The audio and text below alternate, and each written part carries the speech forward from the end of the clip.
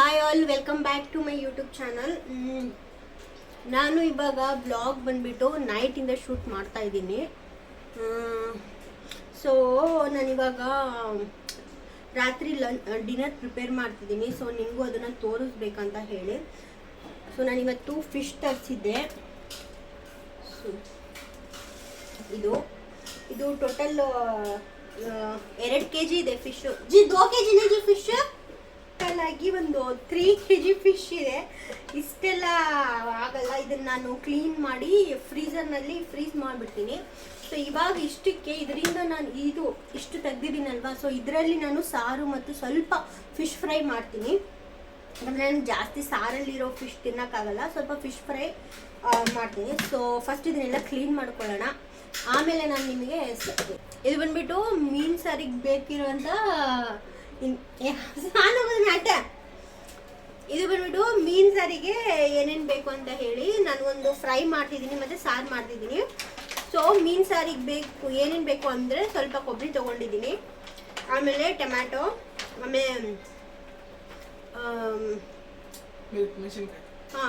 ಆಮೇಲೆ ಮೆಣಸಿನ್ಕಾಯಿ, ಆಮೇಲೆ ಸ್ವಲ್ಪ ಪುದೀನ. ಸೊ ಇದನ್ನು ಫಸ್ಟ್ ನಾವು ಗ್ರೈಂಡ್ ಮಾಡ್ಕೊಳ್ಳೋಣ. ಸೊ ಇದನ್ನು ನಾನು ಮಾಡ್ತಿಲ್ಲ, ಆ್ಯಕ್ಚುಲಿ ನನ್ನ ಹಸ್ಬೆಂಡ್ ಮಾಡ್ತಾ ಇರೋದು. ಅವ್ರು ಸ್ವಲ್ಪ ಕ್ಯಾಮ್ರಾ ಶೈ ಪರ್ಸನ್ನು, ಅದಕ್ಕೆ ಕ್ಯಾಮ್ರಾದ ಮುಂದೆ ಬರ್ತಾ ಇಲ್ಲ. ಸೊ ಇಷ್ಟು ರೆಡಿ ಇದೆ. ಸೊ ನಾನಿಲ್ಲಿ ಬಂದುಬಿಟ್ಟು ಇವಾಗ ಫಿಶ್ ಫ್ರೈ ಮಾಡ್ತಾ ಇದ್ದೀನಿ. ಸೊ ಅದಕ್ಕೆ ಏನೇನು ಬೇಕು ಅಂತ ಅಂದರೆ ಫಸ್ಟ್ ಮ್ಯಾರಿನೇಟ್ ಮಾಡ್ಕೊಳ್ಳೋಣ. ಮ್ಯಾರಿನೇಟ್ ಮಾಡ್ಕೊಳ್ಳೋಕೆ ಏನೇನು ಬೇಕು ಅಂದರೆ ರೆಡ್ ಚಿಲ್ಲಿ ಪೌಡ್ರು, ಆಮೇಲೆ ಕಾಶ್ಮೀರಿ ರೆಡ್ ಚಿಲ್ಲಿ ಪೌಡ್ರು, ಆಮೇಲೆ ಇಲ್ಲಿ ಬಂದುಬಿಟ್ಟು ಸ್ವಲ್ಪ ಹಸಿ ಶುಂಠಿ ಬೆಳ್ಳುಳ್ಳಿ ಪೇಸ್ಟು, ಸ್ವಲ್ಪ ಜೀರಿಗೆ ಪೌಡ್ರು, ಆಮೇಲೆ ಇದು ಬಂದುಬಿಟ್ಟು ಗರಂ ಮಸಾಲ, ಆಮೇಲೆ ಇದು ಬಂದುಬಿಟ್ಟು ಕೊರಿಯಂಡರ್ ಪೌಡರ್, ಹಲ್ದಿ. ಸೊ ಇಷ್ಟು ಇವಾಗ ನನಗೆ ಮ್ಯಾರಿನೇಟ್ ಮಾಡ್ಕೊಳ್ಳೋಕೆ ಬೇಕು. ಆಮೇಲೆ ಇದಕ್ಕೊಂದು ಸ್ವಲ್ಪ ನಿಂಬೆಹಣ್ಣು ಹಾಕ್ಕೊಳ್ಳಿ. ನನ್ನ ಹತ್ರ ನಿಂಬೆಹಣ್ಣು ಇಲ್ಲ, ಹಾಗಾಗಿ ನಾನು ಸ್ವಲ್ಪ ನೀರು ಹಾಕ್ಕೊಂಡೆ ಮಿಕ್ಸ್ ಮಾಡ್ಕೊತೀನಿ. ಇಲ್ಲಿ ಕ್ಲೀನಾಗಿ ಫಿಶ್ನ ತೊಳ್ಕೊಂಡ್ಬಿಟ್ಟಿದ್ದೀನಿ. ಸೊ ಇದರಲ್ಲಿ ಅರ್ಧ ಸಾರಿಗೆ ಹೋಗುತ್ತೆ,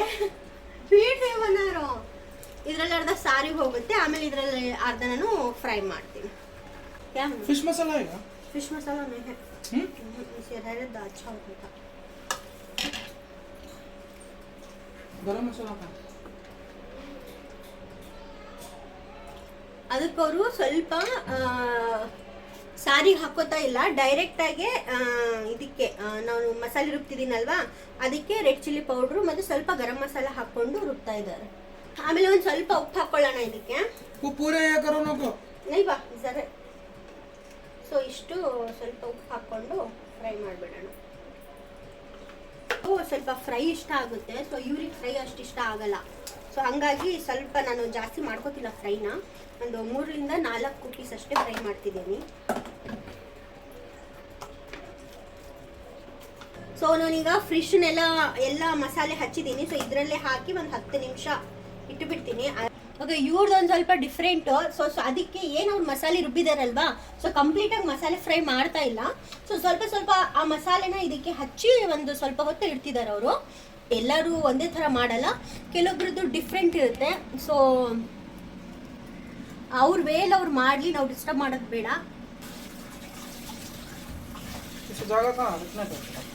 ನಾನು ಅಕ್ಕಿನ 1.5 ಗ್ಲಾಸ್ ಅಷ್ಟು ಅಕ್ಕಿನ ಕ್ಲೀನಾಗಿ ತೊಳೆದು ನೀರು ಹಾಕಿ ಒಂದು ಸ್ವಲ್ಪ ನೆನೆ ಇಡ್ತೀನಿ. ಅದಾದಮೇಲೆ ರೈಸಿಗೆ ಇಡ್ತೀನಿ. ಸೊ ಅದಕ್ಕಿಂತ ಮುಂಚೆ ಏನು ಮಾಡೋಣ, ಅದಕ್ಕೆ ನೀರನ್ನ ಬಾಯ್ಲ್ ಮಾಡ್ಕೊಂಡ್ಬಿಡೋಣ. ಸೊ ಇಲ್ಲಿ ಅವ್ರ ಸಾರು ಮಾಡ್ತಿದ್ದಾರೆ, ಅದಕ್ಕೊಂದು ಸ್ವಲ್ಪ ಎಣ್ಣೆ ಹಾಕ್ಕೊಂಡು ಹಾಗೆ ಸ್ವಲ್ಪ ಜಾಸ್ತಿ ಎಣ್ಣೆ ಹಾಕ್ಕೊಂಡು ಅದಕ್ಕೆ ಜೀರಿಗೆ, ಒಂದು ಸ್ವಲ್ಪ ಸಾಸಿವೆ ಮತ್ತೆ ಕರಿಬೇವು ಇದ್ರೆ ನೋಡಿ ತುಂಬಾ ಚೆನ್ನಾಗಿರುತ್ತೆ.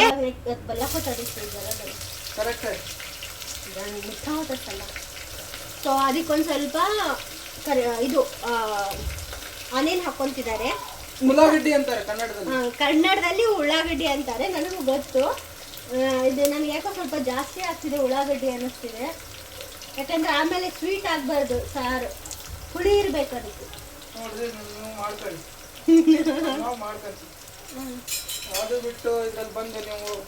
ಏನಂದ್ರೆ ಇವ್ರೇನಾದ್ರೂ ಕಿಚನ್ನಿಗೆ ಬಂದ್ರೆ ಅಂದ್ರೆ ನಾನು ಎಲ್ಲಿಟ್ಟಿರ್ತೀನಿ ಸಾಮಾನು ನನಗೆ ಗೊತ್ತಿರಲ್ಲ. ಏನವ್ರದ್ದು ನಾನು ಎಲ್ಲಿಟ್ಟಿರ್ತೀನಿ ಅಲ್ಲೇ ಇಟ್ಟು ಹೋಗ್ಬೇಕು. ಅದು ನಿಮ್ಮ ಜಿಮ್ಮೆದಾರಿ ಅದು.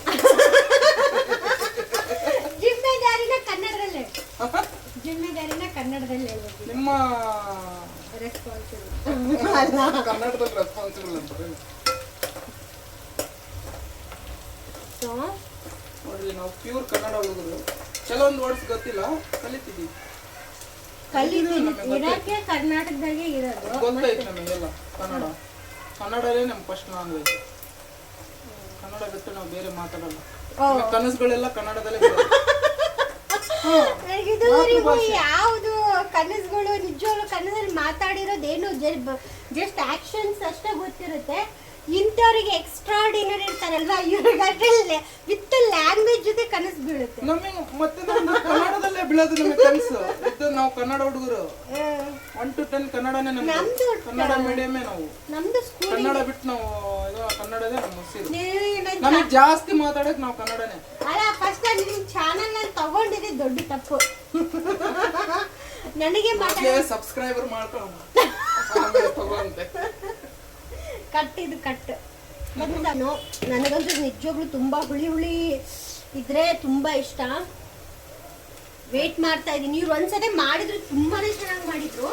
ಅದ್ರ ಪ್ರಾಬ್ಲಮ್ ಏನಾಗಿತ್ತು ಅಂದ್ರೆ ಸ್ವಲ್ಪ ಗಟ್ಟಿ ಮಾಡಿಬಿಟ್ಟಿದ್ರು.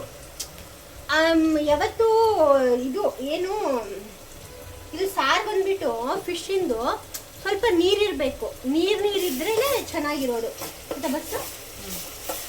ಇಷ್ಟು ನೆನೆ ಹಾಕಿದ್ದೀನಿ. ಇವಾಗ ಇವ್ರು ಅಡುಗೆ ಮಾಡೋದು ನೋಡ್ಬಿಟ್ರೆ ಏನು ಮಾಡ್ತಿದ್ದಾರೆ ಅನ್ನೋದೇ ಗೊತ್ತಾಗಲ್ಲ. ಅವ್ರದೇ ಒಂದು ಮೆಥಡ್ ಅಡುಗೆ ಮಾಡೋದು.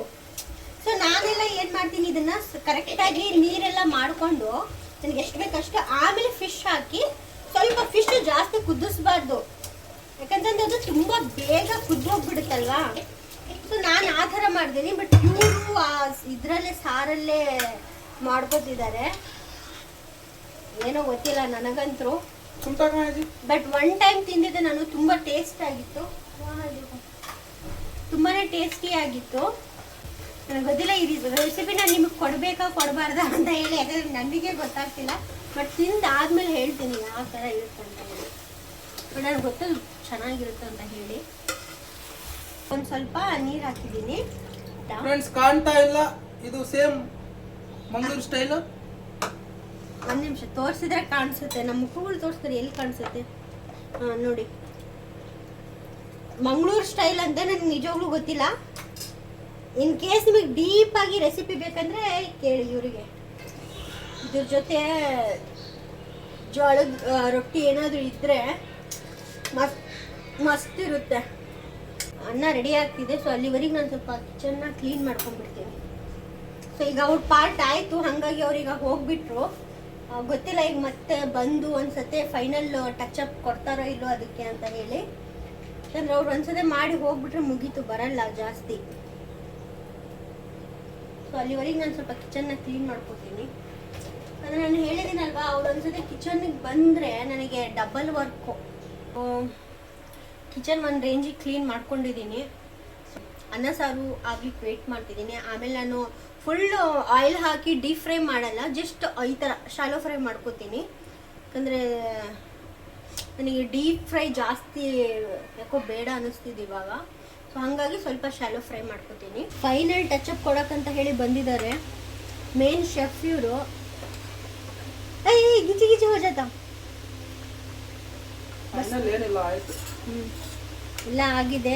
ಎಲ್ಲ ಉಪ್ಪು ಎಲ್ಲ ನೋಡಿದ್ದಾರೆ. ಅವರೇ ನೋಡಿಲ್ಲ, ನಾನೇ ಎಲ್ಲ ನೋಡಿ ಫೈನಲ್ ಆಗಿ ಹೇಳಿದ್ದೀನಿ. ಸುಮ್ಮನೆ ಜಸ್ಟ್ ಬಂದು ಅದು ಸಾರ್ದು ಕನ್ಸಿಸ್ಟೆನ್ಸಿ ಕರೆಕ್ಟ್ ಇದೆನೋ ಇಲ್ಲೋ ಅಂತ ಹೇಳಿ ನೋಡ್ತಿದ್ದಾರೆ ಇವಾಗ. ಆಯ್ತಾ, ಕರೆಕ್ಟ್ ಹೊರಕೊಂಡ್ಬಿಲ್ಲ, ಮುಗೀತು. ಇದು ಏನ ಮುಚ್ಚಿಬಿಡೋಣ.